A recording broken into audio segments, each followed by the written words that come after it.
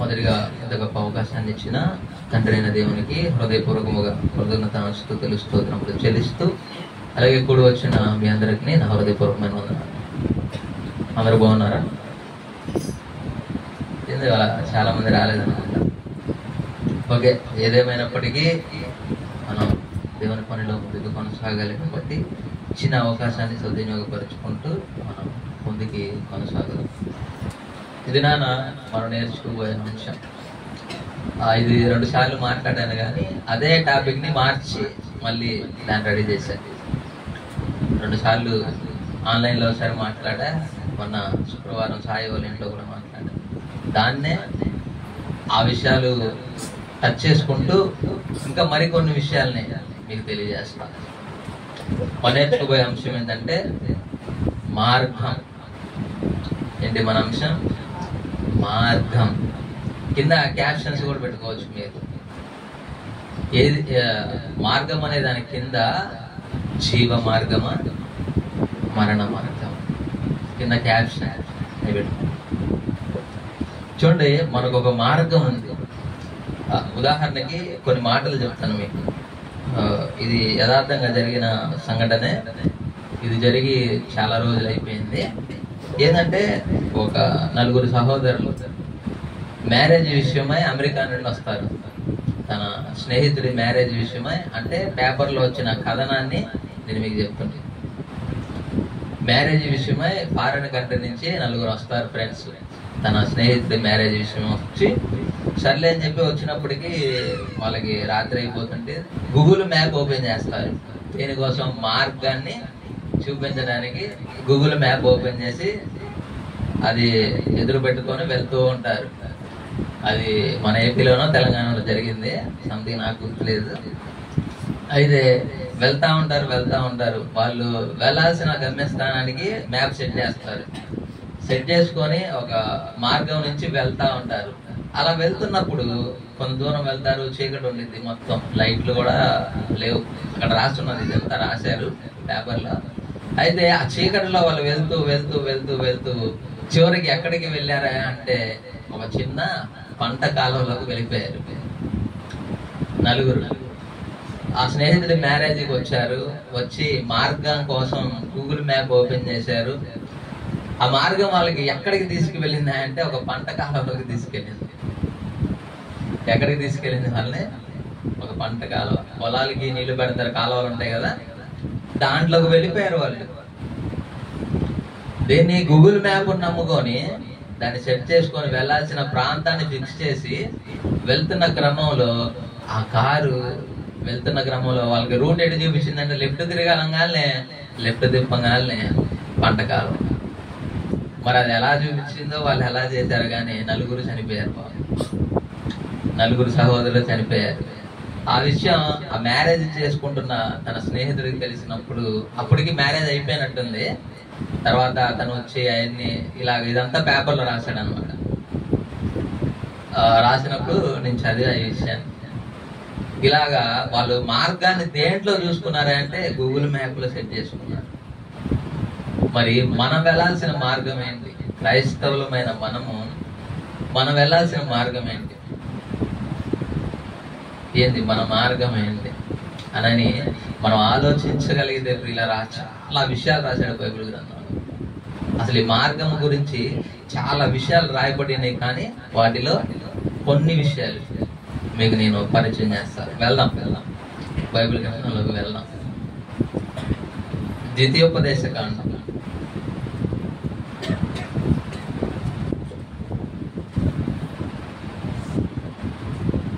ద్వితీయోపదేశకాండం 30వ అధ్యాయం 19వ వచనాన్ని చదువుదాం. నేను జీవమును మరణమును ఆశీర్వాదమును శాపమును నేను నీ ఎదుట ఉంచి భూమి ఆకాశములను మీ మీద సాక్షులుగా పిలుచుచున్నాను. చాలా ఇక్కడ ఏం తెలియజేస్తున్నాడంటే నేడు జీవమును మరణమును 2 మార్గాల్ని మన ఎదుట పెట్టాడు దేవుడు. 2 మార్గాల్ని మన ఎదుట పెట్టాడు. ఒకటి జీవ మార్గం, రెండు మరణ మార్గం. మరి ఈ రెండు మార్గాల్లో మనందరం ఏ మార్గంలో ఉన్నావో మనం పరిశీలన చేసుకుందాం. దేవుడు రెండు మార్గాలను మనకిచ్చాడు. మనకిచ్చినప్పుడు మనం జీవ మార్గంలో నడుస్తున్నామా లేకపోతే మరణ మార్గంలో నడుస్తున్నామా? ఆలోచన చేయండి. పిల్ల రెండు మార్గాలను మన కళ్ళెదుడు ఉంచాడు. చాలా మంది ఏ మార్గం సులువైనది ఎంచుకుంటున్నారో చెప్పనా? మరణ మార్గమే సులువైనదని ఎంచుకుంటున్నారు. జీవ మార్గానికి పోవాలని దేవుడు పిలుపునిచ్చాడు. కానీ అందరూ ఏ మార్గంలో నడుస్తున్నారంటే మరణ మార్గంలోనే ఎక్కువ మంది నడుస్తున్నారు.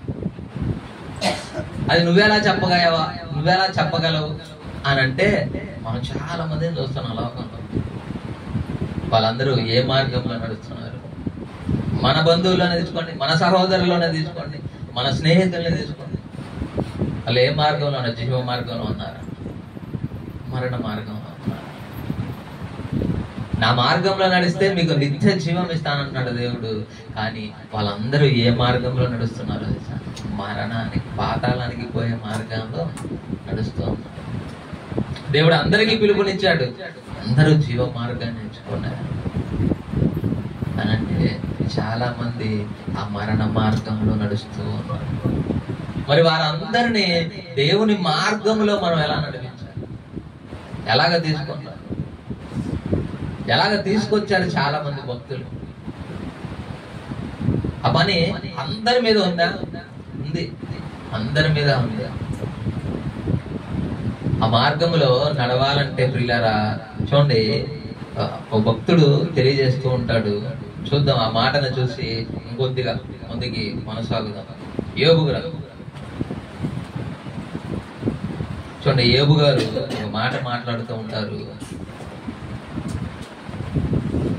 యోబు గ్రంథం 23వ అధ్యాయం.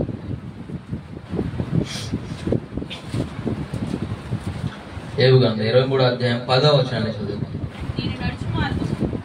ఇక్కడ చూడండి, తెలియజేస్తున్నాడు, నేను నడుచు మార్గము ఆయనకు తెలియదు. మనం ఏ మార్గంలో నడుస్తున్నామో దేవునికి, మన పక్కన వాళ్ళకి తెలియకపోవచ్చు, మన ఎదురింటి వాళ్ళకి, మన బంధువులకైనా తెలియదు, మన ఇంట్లో వారికైనా తెలియకపోవచ్చు. కానీ మనం నడిచే మార్గం దేవునికి కంపల్సరిగా తెలిసింది. నేను నడుచు మార్గము ఆయనకు తెలియను, ఆయన నన్ను శోధించిన తరువాత నేను సువర్ణము వలె కనబడుదును. చూడండి, మనము గనక మరణ మార్గంలో నడుస్తూ ఉంటే ప్రియులరా మనకేమొస్తాయి? శోధనలు వస్తాయి కంపల్సరిగా. ఈ లోకంలో శోధించిన తర్వాత ఆయన తెలియజేస్తున్నాడు, సువర్ణము వలె. ఒక బంగారం ప్రియులారా ఏ రీతిగా అయితే కొలిమిలోకి వెళ్ళి అది కరిగించబడి సువర్ణముగా మారిపోయి బయటకు వస్తుందో, మనము కూడా మరణ మార్గంలో నడుస్తున్న అనేక మంది దేవుని చేత తన సేవకుల ద్వారా ప్రియులారా ఈ జీవ మార్గంలోకి తీసుకొని వస్తారు. ఆయనకు తెలుసు మనం ఏ మార్గంలో నడుస్తున్నాము, మనం ఏ మార్గంలో వెళుతున్నామో అని తెలుసు. మరి తెలిసి ఆయన చూడండి, ఆయన నన్ను శోధించిన తర్వాత నేను సువర్ణము వలె కనబడుదును, నా పాదములు ఆయన అడుగుడు జాడలు విడువక నడిచితివని నేను ఇటు అటు తొలగక ఆయన మార్గమును అనుసరించింది. చూడండి, మనకు శోధనలు వచ్చిన తర్వాత సువర్ణము వలె కనబడదుము, నా పాదములు ఆయన అడుగు జాడలు విడువక నడిచినవి నేను ఇటు అటు తొలగక ఆయన మార్గమును అనుసరించింది. అటు ఇటు తిరగము, ఆయన మార్గంలోనే నడుస్తూ ఉంటాం మనం. ఎందుకంటే ఆయన మనం నడిచే మార్గం ఆయనకి తెలుసు. నువ్వే మార్గంలో నడుస్తున్నావో, ఎటువైపు వెళుతున్నావో, అపవాది మార్గంలో నడుస్తున్నావు, దేవుని మార్గంలో నడుస్తున్నావు, అన్ని ఎవరికి తెలుసు? దేవునికి తెలుసు. ఇదే కీర్తనల గ్రంథం 1వ అధ్యాయంలో కూడా ఒక మాటను మాట్లాడుతూ ఉంటాడు. కీర్తనల గ్రంథం 1వ అధ్యాయం 6వ వచనంలో చూడండి ఏం మాట్లాడుతున్నాడు? నీతిమంతుల మార్గము యెహోవాకు తెలియను, దుష్టుల మార్గం అంట నాశనమునికి నడిపిస్తాయి. దుష్టుడు అంటే అపవాది వాడు మనల్ని ఎటువైపు నడిపిస్తాడంట? నాశనానికి నడిపిస్తాడు. కానీ నీతిమంతుల మార్గము దేవునికి తెలుసు. నీతిమంతుల మార్గం దేవునికి తెలుసు. కాబట్టి మనం ఏ మార్గంలో నడుస్తున్నామో ఎవరు పరిశీలన చేసుకోవాలి? మనల్ని మనమే పరిశీలన చేసుకోవాలి. మనం నీతిమంతుల మార్గమున వెళుతున్నామా, లేదా దుష్టుల మార్గమున వెళ్ళి అది నాశనానికి వెళ్ళిపోతున్నామా? గమనించండి, పాతాళానికి వెళ్ళిపోతున్నామా, జీవ మార్గమున నడుస్తున్నామా అనేది మనం పరిశీలన చేసుకుంటే మనకి తెలిసింది మనం ఎటు నడుస్తున్నాము. చాలా మందికి తెలిసింది మనం ఈ మార్గంలోనే ఉన్నాం అనుకుంటాం, జీవ మార్గంలోనే వెళుతున్నామని మనం అందరం అనుకుంటాం.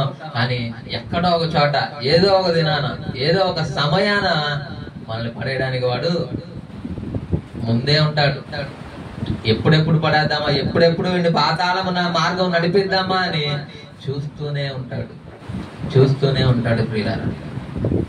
కాబట్టి మనం ఎలా ఉండాలంటే ఆ నాశనమయ మార్గం కాకుండా నీతిమంతుల మార్గమున మనం నడవాలి. మన మార్గం ఎలా ఉండాలంటే ప్రియులారా, నీతిమంతులు ఏ రీతిగా అయితే, భక్తులైన వారు ఏ రీతిగా అయితే దేవుని మార్గంలో నడిచారో మనము కూడా ఆ మార్గంలో నడవాలి. చూడండి, ఇదే కీర్తన గ్రంథం 119వ కీర్తనలో కూడా ఒక మాటని తెలియజేస్తాడు. ఆ మాట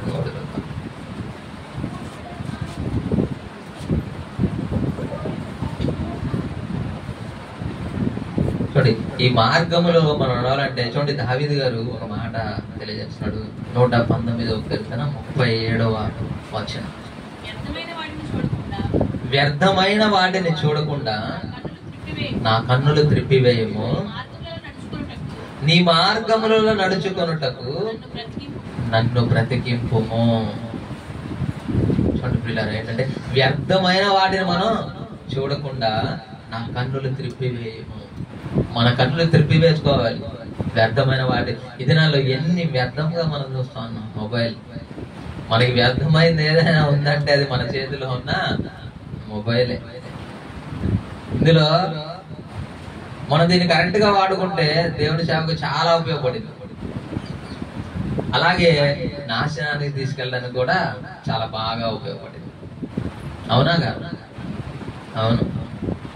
మనం సన్మార్గంలో నడవాలన్నా నడిపించింది, మనం దుష్టుల మార్గంలో నడవాలన్నా నడిపించింది. రెండూ చేసింది.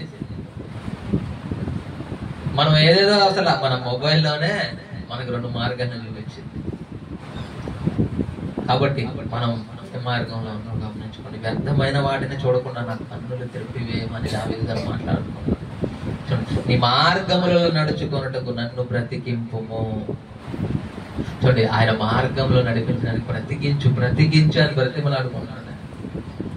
నీ మార్గంలో నడుచుకున్నట్లు నన్ను బ్రతికింపుము.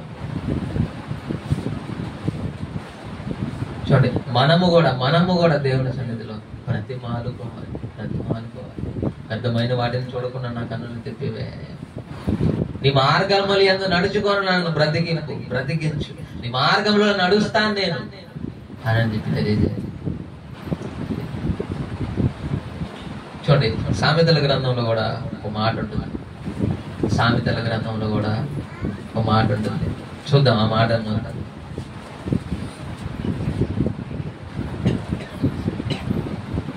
సామెతల గ్రంథం 15వ అధ్యాయం 24వ వచనాన్ని చదువుతాం. చూడండి, మనం ఏ మార్గంలో నడుస్తున్నామో మనకి ఇప్పుడు క్లారిఫై అవుతుంది. క్రిందనున్న పాతాళమును తప్పించుకొనవలనని బుద్ధిమంతుడు పరమునకు పోవు జీవ మార్గమున నడుచుకొనును. చూడండి, కిందున్న పాతాళాన్ని తప్పించుకోవాలంటే ప్రియులరా, చూడండి ఇక్కడ బుద్ధిమంతుడు పరమునకు పోవు జీవ మార్గమును నడుచుకొనును అంటే మనం బుద్ధిమంతున పోలివై జీవ మార్గమున నడవాలి. మనం జీవ మార్గమున నడవాలి. ఎందుకయ్యా నడవాలి అంటే కిందున్న పాతాళమును తప్పించుకోవడానికి పరమునకు పోవు జీవ మార్గములో మనం నడవాలి. అలా నడుస్తున్న క్రమంలో మనకి ఎన్నో శ్రమలు రావచ్చు, నిందలు రావచ్చు, అవమానాలు రావచ్చు. అవి వచ్చినాయి అని చెప్పి ప్రియులారా, మనం ఈ జీవ మార్గమును విడిచి మరణ మార్గమును నడిచామా పాతాళానికి జారిపోతాం. కాబట్టి అందుకే తెలియజేసిన కిందున్న పాతాళమును తప్పించుకోవాలంటే బుద్ధిమంతుడు పరమునకు పోవు జీవ మార్గమును ఏ రీతిగా నడుస్తాడు, మనము కూడా ఆ జీవ మార్గమును నడవాలి. ఎందుకంటే పాతాళానికి వెళ్ళాలని ఎవరు అనుకోరు, జీవ మార్గంలోనే నడవాలని అందరూ అనుకుంటారు. కానీ కొందరు మాత్రమే జీవ మార్గంలో నడుస్తారు. చాలా మంది అనుకుంటారు ఈ జీవ మార్గంలో నడవాలి, మీ పాతాళానికి వెళ్ళకూడదు, చనిపోతే అక్కడ వేదనకరమైన స్థానంలోకి మేము వెళ్ళకూడదని అందరూ అనుకుంటారు. అక్కడ వెళ్ళినాక అందరికీ తెలిసింది ధనవంతుడిలాగా. ఆయన వేడుకుంటాడు, నాకు ఇంకా 5 సహోదరులు ఉన్నారు భూమి మీద. చనిపోయినాక ఆయనకు తెలిసింది, నేనయ్యో ఈ మార్గంలో నడిచాను, అందుకే ఇక్కడికి వచ్చాను. కానీ లాజరు గారు అయితే జీవ మార్గం అని నడిచాడు. అబ్రహాము గారి రొమ్మున అనుకొని నెమ్మది పొందుతున్నాడు. మరి మనం ఏ మార్గంలో నడుస్తున్నాం? మనం ఏ మార్గంలో నడుస్తున్నాం? మనల్ని మనమే పరిశీలన చేసుకోవాలి. మనల్ని మనమే పరిశీలన చేసుకోవాలి.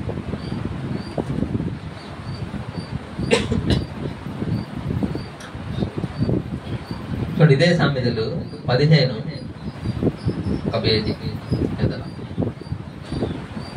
24, క్షమించాలి 16, 25. ఒకని మార్గము వాని దృష్టికి, చూడండి ఏంటంట, ఒకని మార్గము వాని దృష్టికి యథార్థముగానే కనపడిద్ది.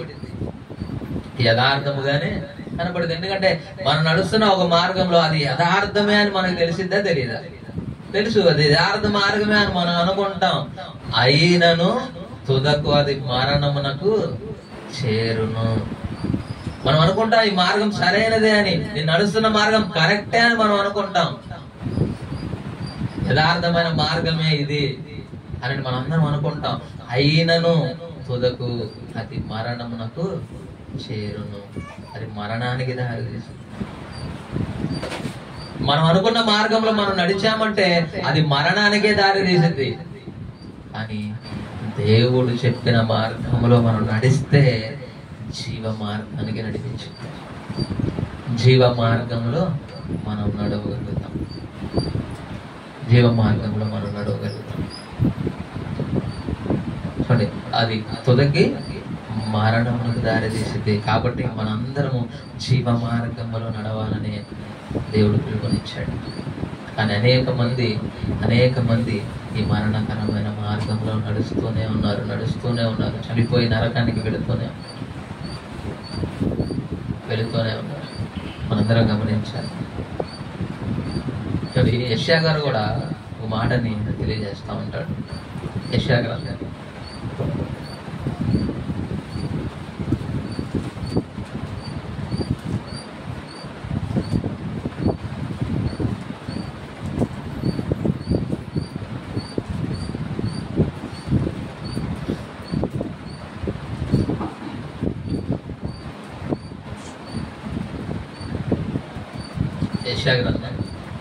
65వ అధ్యాయం 2వ వచనాన్ని చదువుకుందాం.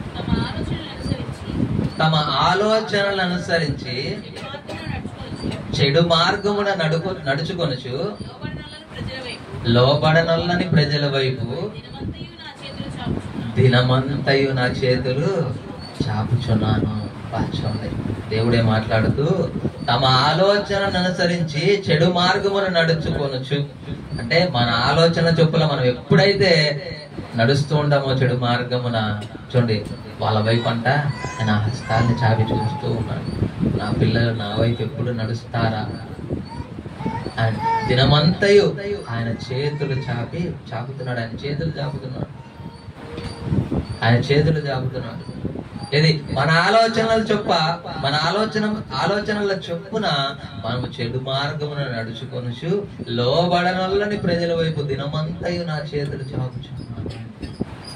ఆయన చేతులు చాపుతున్నాడు. ఎప్పుడు నా బిడ్డ నా మార్గంలోకి వస్తారు. ఏవో ఆయన వాళ్ళ ఆలోచన చొప్పున వాళ్ళు నడుస్తూ చెడు మార్గంలోకి వెళ్ళిపోతూ ఉన్నారు.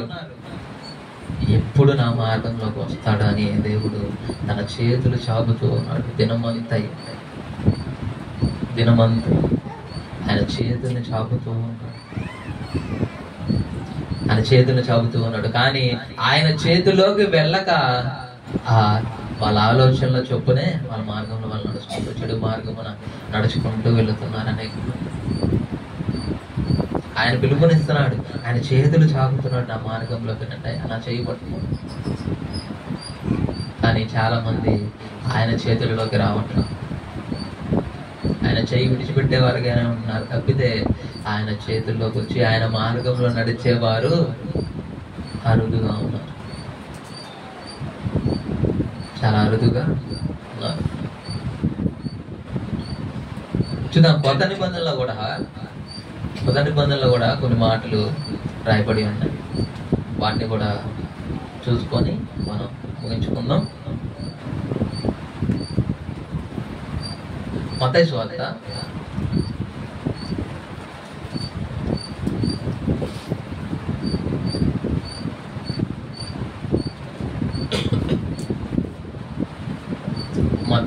7వ అధ్యాయం 13వ వచనం నుంచి చదువు.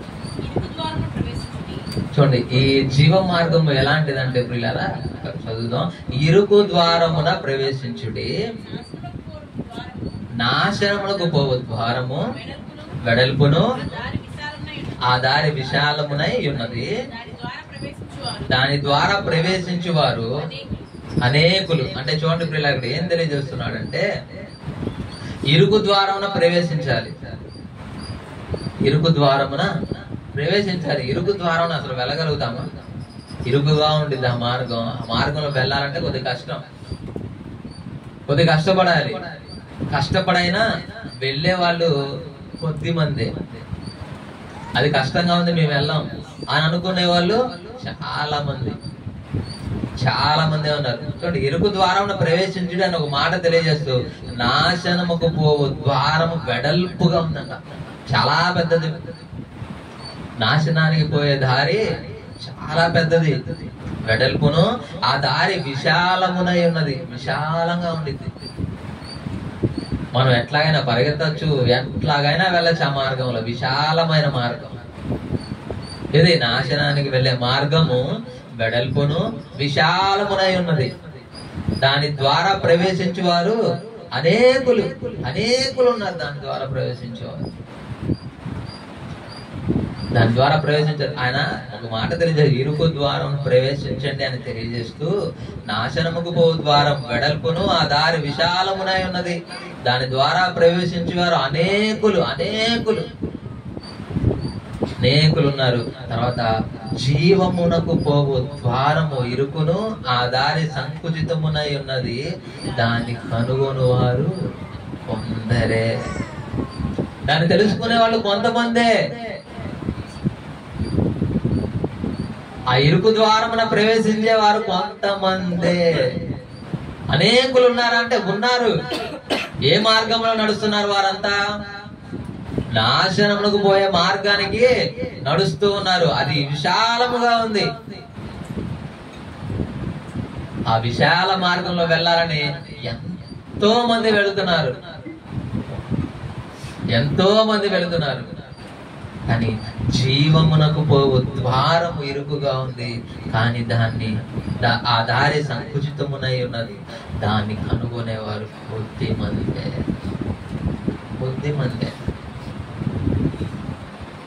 ఇప్పుడు అందరూ ఏ మార్గంలో నడవాలని ఆలోచిస్తున్నారు? విశాల మార్గంలో నడవాలని ఆలోచిస్తున్నారు. మాకు విశాలంగా ఉంది. ఎవ్వరు మమ్మల్ని అడిగేవాళ్ళు, ఎవ్వరు అడగరు మమ్మల్ని. ఈ ద్వారంలో వెళితే వాళ్ళ మార్గంలో నడిచి ఎక్కడికి వెళ్ళిపోతున్నారా అంటే పాతాళానికి వెళ్ళిపోతున్నారు. మరి ఆ మార్గంలో నడిచేది కొద్ది మందే. ఆ మార్గంలో నడవాలంటే అంత కష్టమా? అంత బరువా దాంట్లో నడవాలంటే? గమనించండి. అందరికీ చెప్పాడు ఆయన, ఇరుకు ద్వారమున ప్రవేశించుడి అని. కానీ అందరూ విశాల మార్గం ఎంచుకొని అటువైపు వెళ్ళిపోతూ ఉన్నారు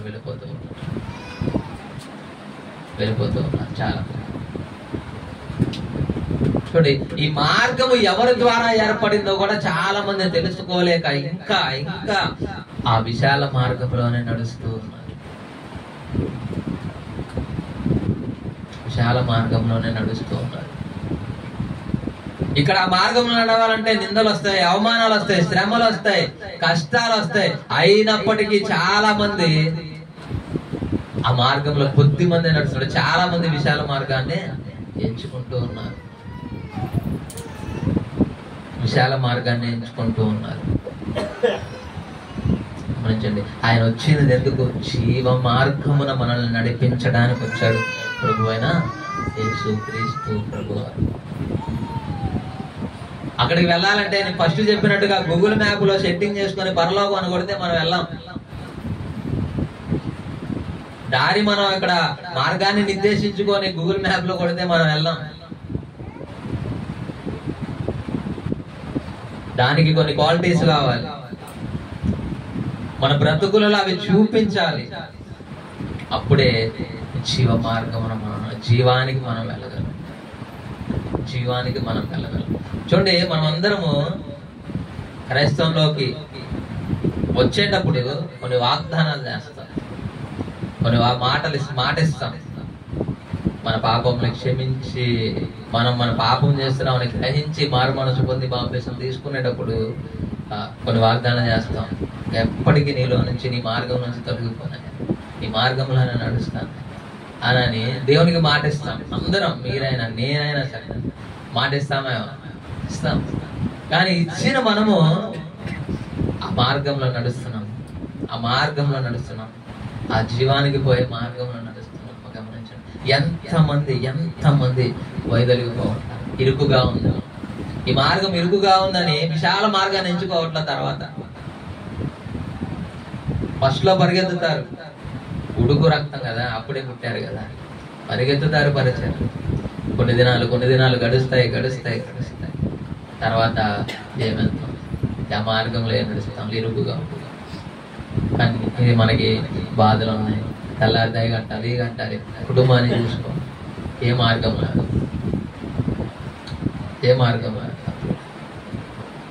చూడండి, యాకోబు గారు రాసిన పత్రికలో కూడా ఒక మాట మాట్లాడుతూ ఉంటాడు. చూద్దాం.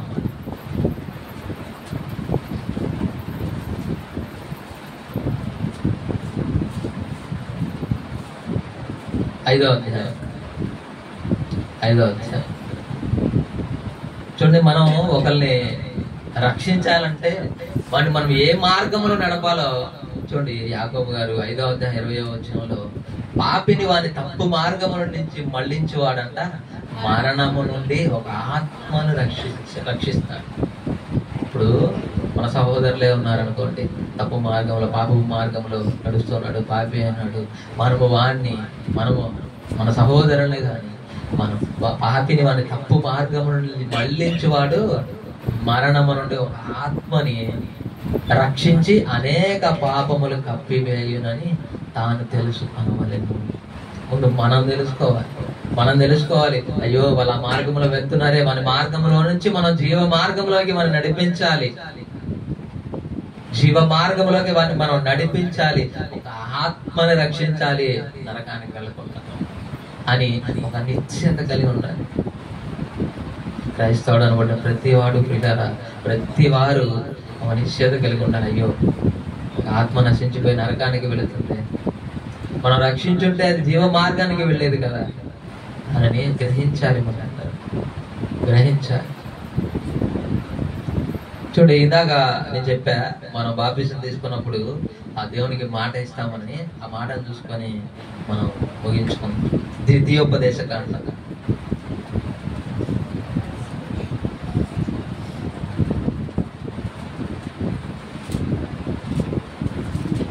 ద్వితీయోపదేశ కాండం 26వ అధ్యాయం 17వ వచనాన్ని చదువు. చూడండి, మనం బాప్తిసం తీసుకున్నప్పుడు మనం తీసుకుంటున్న కొన్ని విషయాల్ని ఇక్కడ స్పష్టంగా రాయించాడు. యెహోవాయే నీకు దేవుడై ఉన్నాడనియు, నీవు ఆయన మార్గముల యందు నడిచి ఆయన కట్టడలను, ఆయన ఆజ్ఞలను, ఆయన విధులను అనుసరించి ఆయన మాట విందుననియు నేడు ఆయనతో మాట ఇచ్చితివి. చూడండి, మనం మాట ఇచ్చామా లేదా దేవుడికి?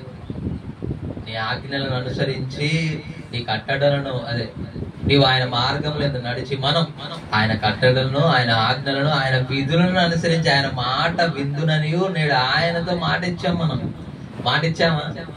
ఇచ్చాం. మరి మరి ఆయన కట్టడలను, ఆయన ఆజ్ఞలను, ఆయన విధులని మనం పాటిస్తున్నాం, ఆ మార్గంలో నడుస్తున్నాం. మనం ఆయనకి మాట అయితే ఇచ్చాం. స్టార్టింగ్ లో మాట ఇచ్చిన మనం ఎలా ఉండాలి? ఆ మాటకు కట్టుబడి నడవాలి, ఆ మార్గంలో నడవాలి. ఈ మార్గానికి కర్త, కర్మ, క్రియ ఎవరయ్యా అంటే యేసుక్రీస్తు ప్రభువారు. యోహాను సువార్త 14:6 ఉంటుంది. యోహాను సువార్త 14:6 యేసు, నేనే మార్గమును, సత్యమును, జీవమును, నా ద్వారా తప్ప తండ్రి ఎప్పుడు తండ్రి దగ్గరికి వెళ్ళలేడు. ఆయనే మార్గం. మరి జీవ మార్గంలో మనం నడిస్తే మనల్ని తండ్రి దగ్గరికి చేరుస్తానంటున్నాడు యేసుక్రీస్తు ప్రభువారు. మరి మనం ఏ మార్గంలో నడుస్తాం? మనల్ని మనం పరిశీలించుకుంటూ ఆత్మీయ జీవితంలో ముందుకు కొనసాగాలని ప్రభు పేరట ప్రేమతో మీ అందరికీ మనం చేసుకుంటూ నా మాటలు ముగిస్తున్నాం. చిన్న ప్రార్థన చేసుకుంటాం. సకల ఆశీర్వాదాలకు కారణభూతుడు అయిన మా ప్రియ పరలోకమందున మా కన్న తండ్రి, నిఘనమైన శ్రేష్ఠ